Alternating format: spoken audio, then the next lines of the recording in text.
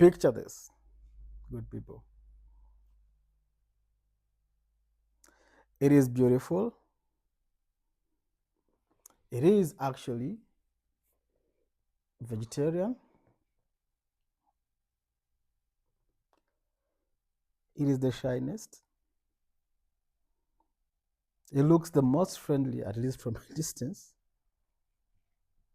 but it is the deadliest to mankind. Find your hippo. Let's dive in. Welcome to Have Your Time. Richard here, as always, to keep you where we speak the obvious. We're studying the obvious in a way that we don't see or think they are obvious.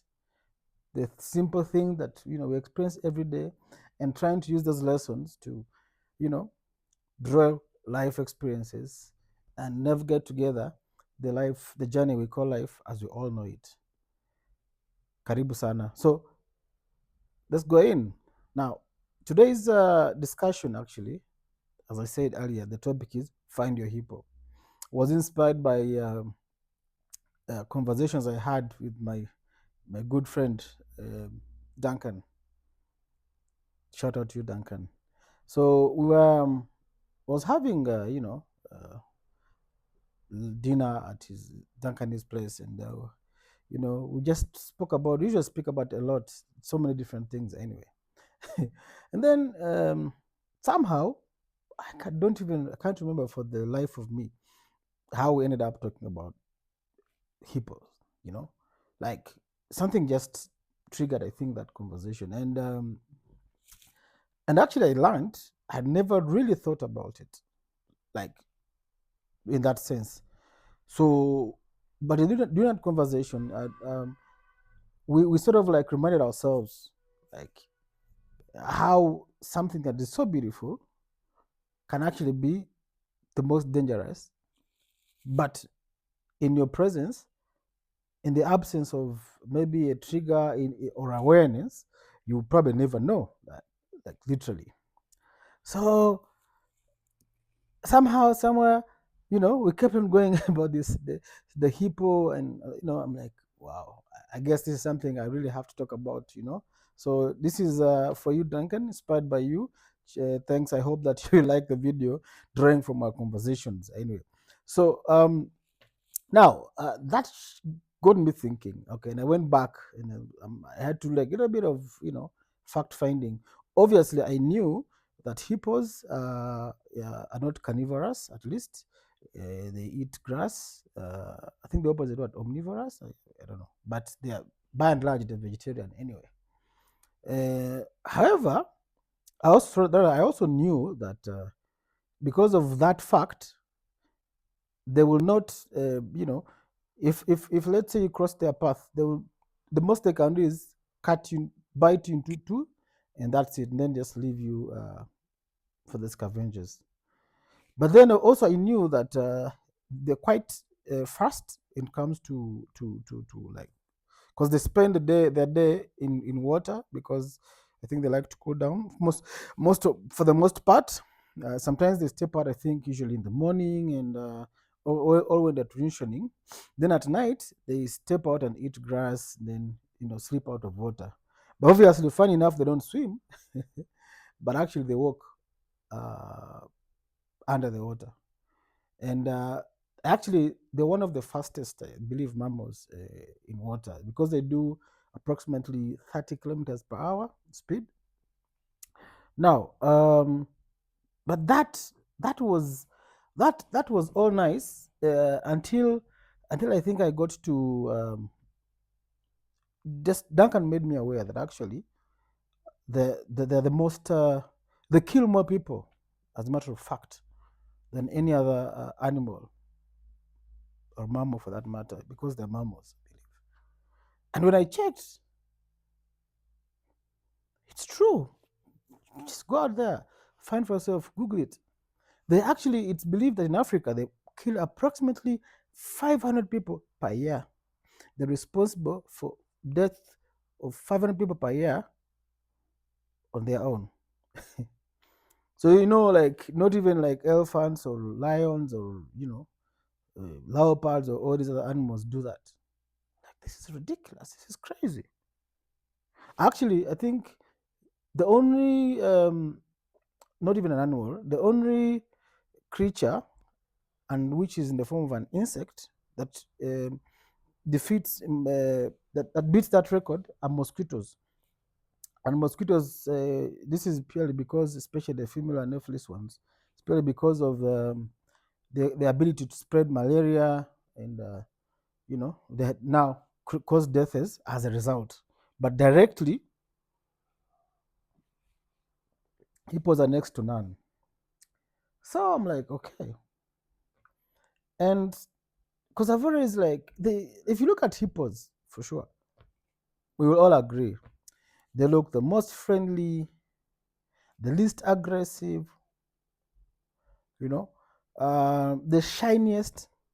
And in fact, I learned when I was trying to find out more, a little bit about hippos. So apparently, I didn't know. I'm sure maybe lots of you out there know. But hippos, that shiny skin of theirs that looks very like, friendly, attractive. It turns out, in fact, that they have a natural mechanism of producing a sweat, which is basically, uh, uh, it serves to them as in two ways. One, it serves them as their natural sunscreen, so it protects them against the UVs and sunburn, and also it serves as a moisturizer. In fact, it's famously, I think, called sweat. They call it sweat blood. So, and I'm like, oh, so this shininess is not just shininess for friendliness. It is actually shininess for purposes of, uh, you know, protecting them from the sun. But anyway, at least I learned a few things. You know, normally or previously, when I discuss things, especially in this series, summer sorting through life. eh, um, I believe this should be, I don't know, episode what? I'm not even sure, but I believe we are now beyond episode 5. We'll see. Normally, I do not like research, or, I just, the whole point of Summer Sent Life series is, uh, look at things, I process them, and my mind just sort of like relates to what it is, right? That is closer to life. What experiences do we have, or do we find ourselves going through, right? That could be relatable. And so, in this particular case, this particular episode, finding your hippo. So the reason why the title is Find Your Hippo as was because it's, as we were chatting with Duncan, I mean, I got thinking, okay, the idea that you could have, you could be so close to your death simply by being next to a person, or in this case, I looked at a hippo as a person, right? I'm like, okay, if it were to be the society we live in, right, as it were, how many people would be right next to you? They look the friendliest, or at least they act that, or they show you that, they come out as the least dangerous, but yet they're the most dangerous. They're shiny. So, like, if I'm being honest, if you saw a hippo, I don't know about the rest of you, before at least it opens its mouth and you see those deadly uh, uh, teeth, tooth of the hippo, you wouldn't think it's this thing can run in water, this thing can kill me in a second. That's not the first thing that comes to mind. Just look at a very, you know um, peaceful. um, it works like you would think it's dancing because of its size, and I think it's the largest mammal, only next to elephants and rhinos. So and but also it has, I think, the softest, because elephants tend to have a thick skin, as you all know, at least most of you. So are rhinos, like really hard skin. But hippos, on the other hand, it looks like, very soft. So so when it moves, really, the last thing you would think of is this animal being of any harm, or at least you may not necessarily think of going to pat it, but the last thing you'd think of is it kills more people, more humans, than any other animal on this planet, at least as far as data is concerned. Now, think about the world we live in, in the business community and life, as it were. How many times do we find, whether it's competitors in business or it's rivalries in life, I don't know, for whatever it is, how many times do we think of the possibility that the people that sometimes you think are the friendliest or whatever, they're the worst? Eh? So, and of course, these are obvious things. I mean, the, in this episode, especially in this series, it's obvious, right? It's what it is. These are things that we experience every single day, just because we're human. But we never naturally, like personally, I don't look out for the first thing I look out for is not the fault in someone. I actually trust, then someone proves me wrong. Of course, within the parameters of you know mitigating, because sometimes it can be very costly. Naturally, I think most people would close the door, then prove that you deserve to get in. Now, finding your hippo, for me,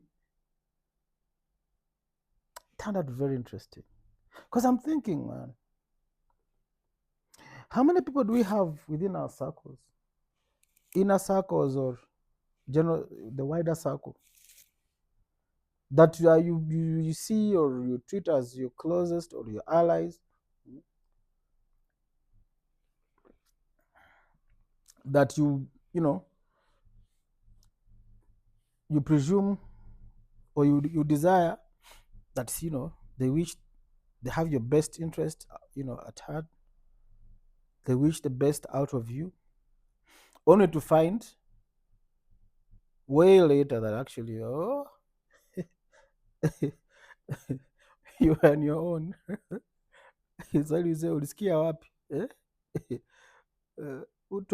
Where did you hear that from, eh? Man. And then when that reality hits you, hmm, of course, naturally, you start distrusting almost everyone. You get demoralized. You get paranoia. uh, so if effectively you become reactionary, right? But then when you think about it, hmm,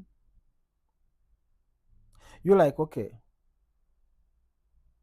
how how can we balance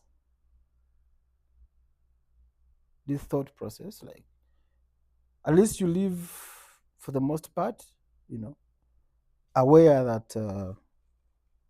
the person next to you, it could be a hippo. How do you identify the hippos in your circle? Yeah, because you need to protect your mental space, right? You need to grow your business. But what's the balance? Because again, you don't want to live in a world where you're paranoid, mm, you trust nobody, you just because that's not a good place to be. You know, that's not the world we all desire. Because everyone wants to be happy. The reason why we work, I believe, at least for me, is to try and make the world a better place, starting with you, your family, and the worldwide, your friends, and the rest of the world. You know, because it's not that no one desires to be born to struggle or why even, like, if you had a choice, then perhaps you shouldn't have been born. You know, but that's the reality of life. You know, however, for me, finding your hippo, I think, is very important. It will protect your mental space. At least just be aware that in anyone can be a hippo in my circle. And you see, and I think also uh, these hippos might vary, or might be situational or circumstantial. What do I mean? So, like, for instance, let's say you are handling a specific business deal, right?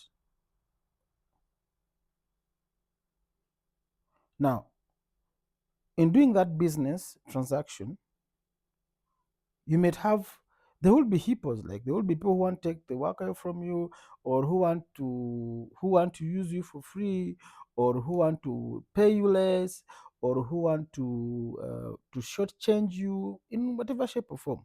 Now those are hippos for that particular business, for that particular transaction. But then you could be in an organization, for instance, in a company, or whatever it is, in a church, in a mosque, leadership, and all the things, in a school. mm, Then there could be hippos, uh, who just either want to take away your position, or who want to frustrate you, you know, and that could be a longer hippo, in a sense that it's not something that is circumstantial, or uh, uh, moment sort of driven, right? So I think they could be like, but then also, uh, it could be in life, right? Like your friends, or your family. Uh, not all will be, you know, wishing you the best, or there could be hippos, as well, in that space. Now, what do you do? Because I think there could be uh, permanent hippos, there could be semi-permanent hippos, there could be situational hippos, like I said, there could be momentous hippos. But I think, generally and overall, for me, this discussion and that conversation with this friend of mine, Duncan, I always call him uh, uh, a friend of wisdom, because I think Duncan just turned 90 this year. And I look up to him in so many ways, being a lawyer for the longest, and he has a lot to learn. um, but beyond that, we're really, really friends. So I pick a lot from what we discussed, and I think like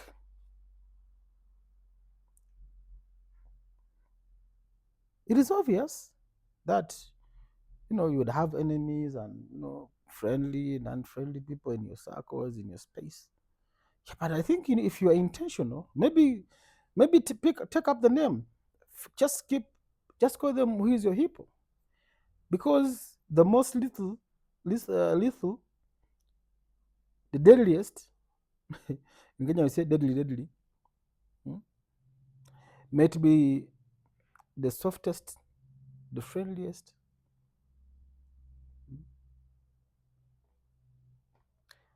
And sometimes by the time it's a bit too late and you're unable to take any action. But I think being aware, at least give it a name. Just know that there will always be a hippo in all different circumstances, even sometimes for convenience for them. Yeah. And I really hope also that I'll keep reminded. This video will keep reminding me as well, because I usually got these videos and I tend to listen to my own advice, because there's I think there's an ability that I discovered. So when I'm doing these videos, actually, it's like I'm thinking, I'm relating, especially the Summer 25 series, in real time. And like I tend to like take myself away, because there's this person who is talking to you that I think in the moment or during in the experiential kind of um, where, when I'm relating to situations, I tend to like take myself away from the other person who's just living their own his life, because I think that the person who is able, like this Muhereza, who speaks to things and relates to things, you know, comes when those experiences uh, click in. Of course, there are other series, like where we have guests, like ridiculous, illegal, or entrepreneurship and all these things. But when it comes to this Somerset Drive series in particular, which was actually the foundation of this channel, really. Yeah, there's that guy, there's Muhereza, who sees things and relates to them. I mean, sometimes I don't even like know how these things just happen, but I guess it's a blessing, and I'm glad that when these things happen, at least I can put it out there, share my thoughts, in the hope and belief that someone out there would find uh, this message relatable and you know benefit from it. And actually, the other this bit hopefully very soon we will we'll do an episode on this word. Again, shout out to Duncan. We need to talk about this thing. I just found myself saying, and we all say it, but that's that was by the way. So yeah, I hope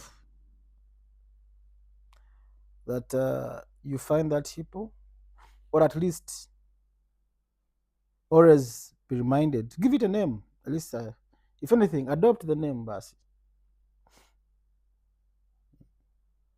The naysayers, the bad wishers, the people who won't take your enemies, soft or otherwise. People just won't take from you.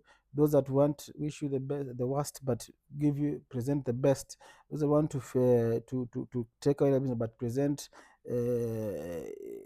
themselves as the people who want actually to get you the business. Those that want to to steal from you, but present themselves, they want to enrich you. Those are the hippos. So as long as you you keep, I think, reminding yourself that there will always be a hippo, and you make it you make it your subconscious you know trigger, or rather you keep that at the back of your mind, and aiming to always seek out who is the hippo in this situation, in this business we're starting, or in this conference we're going for, or in this meetup, or whatever it is. I think he who is able to be alive to that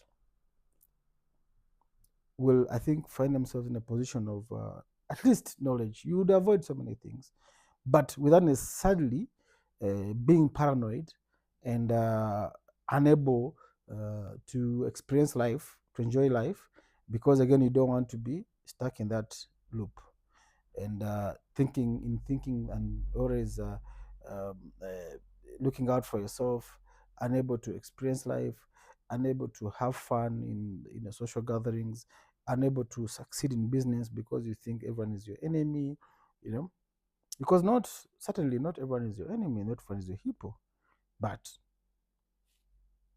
100%, there will always be those hippos in your midst. So those that are able to intentionally look to seek, I think, constantly to find those hippos in the midst, I think those will win in the game of life. And I hope that you are one of them. I am one of them. Anyway, I guess that if you're new to the channel, please subscribe. If you're seeing this for the first time, I hope that you're able to find time and see more of the videos we've done so far. It means a lot to us. The more we grow, the more we are able, to be encouraged, beyond even being encouraged, to continue pursuing this purpose, this mission, hoping that we will in some way contribute to making the world as we know it a better place in whatever capacity we're able to, and it means a lot. It means the world to me and the rest of the community Serve Your Time team. When we get feedback, we get comments, we get people sharing, we get people subscribing, because then it speaks into the mission, and it speaks it just encourages. I mean, it helps really, and we don't take your support for granted. You didn't ask us to do this. No one asked me to try and do this channel, and I did not expect actually that would be where we are. I think we are getting closer to 200 subscribers, and we've seen that from the numbers that actually majority of the people who watch our videos are our subscribers. So it means that uh, those that have subscribed, actually, uh, you believe in our content. It speaks to you, because for me, that, and for the rest of the team, that means a lot to us.